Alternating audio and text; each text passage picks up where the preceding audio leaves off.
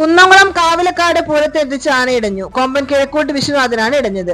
ആന ഇടഞ്ഞതോടെ പരിഭ്രാന്തരായ ആനപ്പുറത്തുനിന്ന് ചാടിയവർക്കാണ് പരിക്കേറ്റത്. 32 വയസ്സുള്ള രാജേഷ്, 26 വയസ്സുള്ള വിപിൻ, 31 വയസ്സുള്ള ഉണ്ണി, 24 വയസ്സുള്ള സുധീഷ് എന്നിവർക്കാണ് പരിക്കേറ്റത്. ഇന്ന് വൈകിട്ട് 3:30 സംഭവം.